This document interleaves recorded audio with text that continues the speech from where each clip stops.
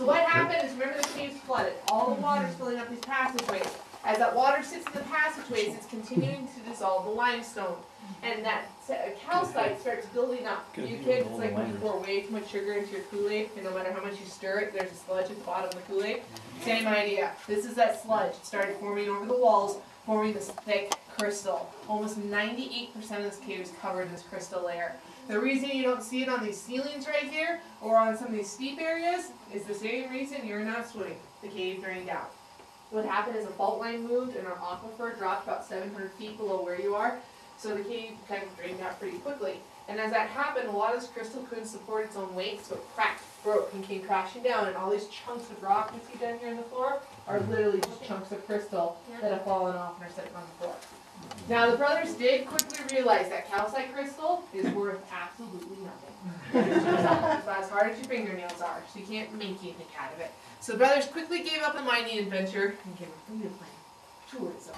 They're like, hey, we can make money offering tours. So up top, they actually built a huge lodge for people to stay at. And that's probably the one cool thing about the construction going on right now is they actually had to block off where the old lodge was to make sure they didn't harm it. So when you guys are leaving and you're up there waiting for the construction, look off to your right down the hill, you'll see the big orange fence down there. That's where the old lodge was.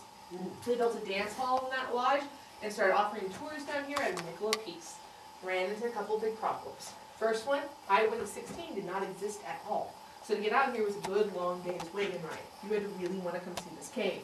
Second of all, not a lot of people really wanted to come see this cave. We were a really small cave at the time, only about two-thirds of a mile long. It's one of the smallest show caves in the Black Hills. And the Black Hills weren't really a tourist destination. We are missing one big key feature. Anyone want to guess what we were missing? Not Rushmore. Not Rushmore was not built. So tourism was not a big thing here in the hills. And so they just didn't make a lot of money. In fact, also, they did not believe in infrastructure. They didn't feel like they should really beef up these tours. So they would live in things like stairs and stuff like that. You guys want to guess how they got down that area? Dropped an old pine tree. And you guys climbed up and down the branches of the pine tree. Ladies, think about what you'd be wearing back then. So yes, they did not get a lot of takers for this tour. In fact, by 1906, one of them had moved away for new adventures in Montana, and the other was soon. It felt like they had put a lot more in with the lodges and what infrastructure they had built, so they challenged it. By the time they figured it all out, Widow Mimi settled for $800 during the Great Depression. So she got left with 6 kids, and I honest to God think she took whatever they were going to offer her. So I think if they probably quit, if they kept battling it and gotten out of the Great Depression, it'd bounce back up. Okay. So yeah. So yep. I have a question for you guys. Well, the other thing, 5,000 in 1908 was probably quite a bit. Oh, yeah. Oh, never.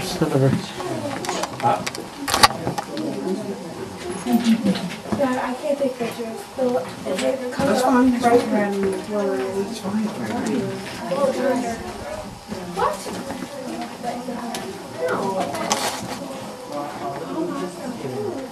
Look, there's Hoffa. Did you reach out?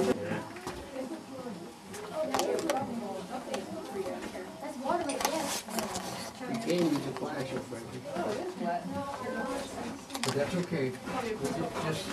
This is a good memory.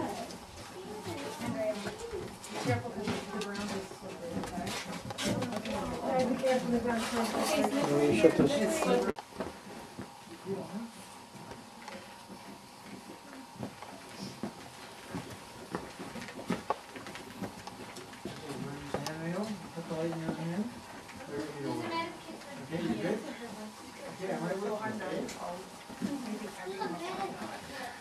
Medical kit?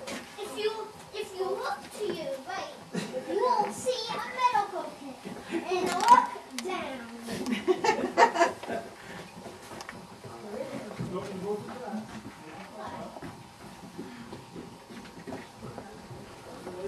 Something lives in here. Is it just moisture? All in here. Okay. Wait, you're not going to shoot it? There.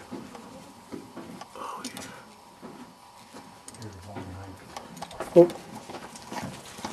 Good thing is this has a camera, so I mean, yeah.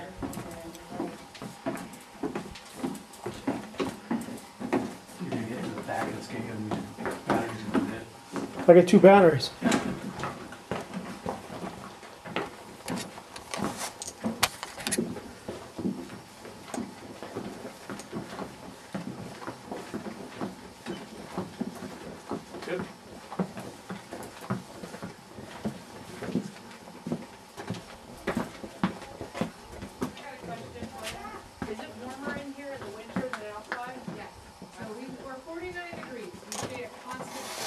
Told you. year round. Between here and probably that says scatter, it's gonna fluctuate depending on pretty cold air in and exhaling. So that's gonna fluctuate, but down here, we're getting pretty steady. It'll stay steady for you. In the winter, it's nice. Where the park range is, have like a pipe and then you just let air through. Well, some caves, some of the big caves actually have cave air conditioning. That'd be chilling right there. Is he actually like? There is a bat back there, you guys might see it behind me as I'm talking. So, alright you guys, so like I said, in 1908 we became part of the federal system, but not part of the National Park Service, because it didn't exist. So management of the cave was turned over to the Forest Service, who at the time had a lot on their plate, and they really did not want to be dealing with the rinky-dink cave at Western Custer. So their answer to managing the cave was actually to go bulldoze the buildings down, restore the land to its natural look, throw a gate on the entrance to the cave, lock the gate, and throw the key in the door. And the cave remained dormant for roughly the next 30 years. It wasn't until 1938 that the National Park Service officially took over the monument. They sent out one park ranger and he picked up right where the ball. That rock climbing up there was done by the Khans. The Khans, though they were adventurous folks, weren't too excited about this whole caving adventure, but they agreed to go one day down here. And on this particular day, they chose the heavenly route that we're on. And the reason they chose it is because of the amount of air coming through this route. Has anyone ever heard the old wives' tale that if you get lost in a cave or a mine, light a lighter and you can find your way out? It's on Rambo and the Descent. Yeah. Did you hear that? Don't do that, okay? It doesn't work. I mean, today if we lit our lighter, it would work because the cave's exhaling. It's going to tell us that's the way to go. What happens if that thunderstorm rolled over us while we were down here and starts inhaling? There's 170 miles of cave that direction. Might take you a while to get out, so don't do that. What we use air for actually is to find bigger passageways. Stronger air currents mean more volume. More volume means bigger passageways. So when we're caving, we don't use it to really find our way around, but we use the air to find the way to bigger passageways. And the heavenly route has a ton of air coming down it, so they were pretty excited to go down here. And they went and checked some stuff out in the heavenly room and found something pretty cool. So we're going to go look at it, right? This is our next set of statters, not nearly as bad. It's named from the Show Brothers. They saw this formation up here in the lantern light. They were very moved by it, and so they named this the Heavenly Room. My biggest hint to you guys, if rangers ever start showing you formations in caves, turn on that imagination you use when you look at clouds. Sometimes you see it, sometimes you don't see it. But up in here, you guys, they saw Madonna and the child. So there she is right there, and there's the child right there. Yep, Madonna and the child. And so they're very moved by that formation, so they named it the Heavenly Room. Now, for you guys who are wondering where you're at, if you went 120 feet right up through this rock right here, you'd be right under that little brown shed where we picked up our lanterns. So that's where you guys are at. So you're 120 feet down. So, all right. So, like I said, the Khans when Whitefield came into this room, and they were checking out all these things and mapping them up. When they noticed something odd in this room next up here, we're gonna go check that out, and I'll tell you guys what happened after they found this. You're fine. You're fine. Yep, we'll go upstairs.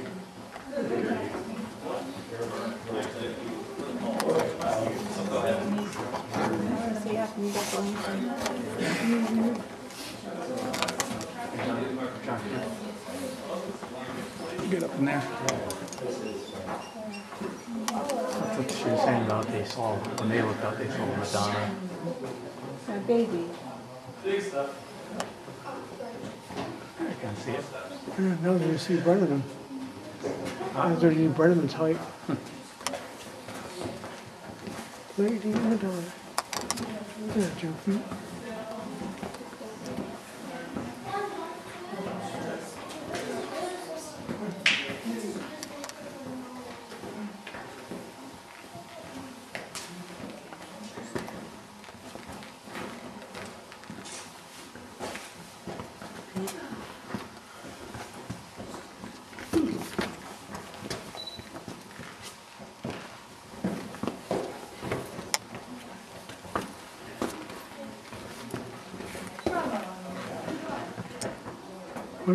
What's up with that tour? They cancel that side? What? They cancel that side? No, so I guess they canceled that side.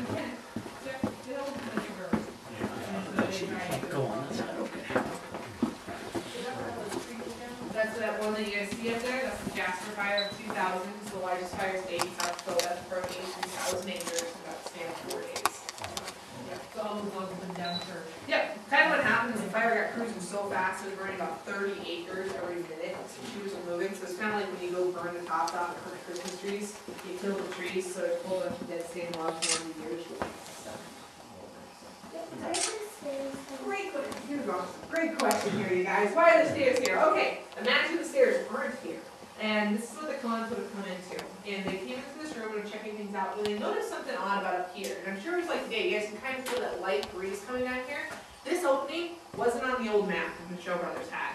And so being curious about that, and the wind coming out there, they climbed up to that opening. And I'm guessing they climbed up here and then over and up. And there's a really good sized passageway there. Followed by another passageway. At least a pretty good sized room. The three of them came down pretty excited and said, you know what, everybody? There just might be a little bit more to Jewel Cave than anyone thought there was. And boy, were they right. Since 1959, the discovery of this area, we've now mapped more than 170.5 miles of cave, and we're still going. Based on a study that was completed about 3 years ago, scientists believe at this time we have only found about 5% of our cave walls, which leaves a lot to the imagination. And so we do get a lot of exploration percent. We get one in about every 2 to 3 weeks on average, and in a given year we find anywhere from 3 to 5 miles in new passageways, so constantly adding on. Our explorers will go out, they're all volunteers, they come from all walks of life. Granted, I say they don't have your carbon for those explorers, but they are volunteers. They'll go out on their own time and everything, and go out and explore the cave. On the 2 different types of trips we offer, the first one's a day-long trip. They'll last anywhere from 10 to 27 hours. We always start at the elevators, we always end at the elevators. These stairs were here to get up into this area, but there's a very delicate area called Moonmill River, white flowstone, so there's actually a huge gate at the top of the stairs to protect that area. But we always start at the elevators, end at the elevators, and one of those day-long trips we'll get a couple hundred good feet. Those are the most popular ones, so over the year we just add a ton of those up to get them 2 to 3 miles. About 2 or 3 times a year, we'll do the big trips, we do the camp trips. We've actually gotten so big, we have set up a base camp down in the southeast corner of Jewel Cave, and we will stay up for 4 days at our base camp. Our base camp is in the biggest room of the cave so far. It's called the Big Dug. The Big Dug can fit 2 football fields with a 50-foot ceiling. Whoa. If you go with us, what was that? No, if you go with us normal people, like me, I could about 2 hours here. My fastest time is 9.5 hours from the elevators. If we went from here to the elevators, it takes about 3 hours. People like my husband. But yes, I mean, it's a natural temperature. You're geothermal heated pretty much down in here, and it's nice. So, Yep. Everyone's lantern lit? Yeah. All right. You good? Yeah.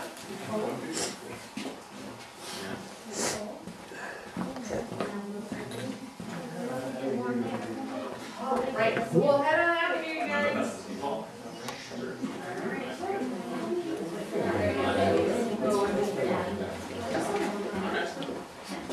I want to see the medallion. Let's see if I can go over this way, Joey, where I like. There's one. Shoot some of this.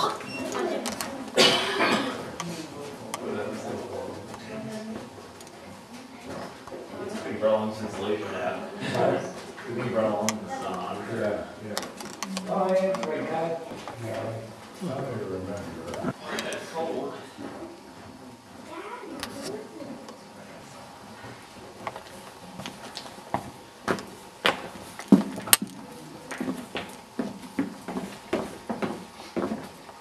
My parents actually did this when they used to come out every year. Back in the early 90s. Oh, so they've been through here. Yeah, they had, I remember they used to come down here on their trips. Who's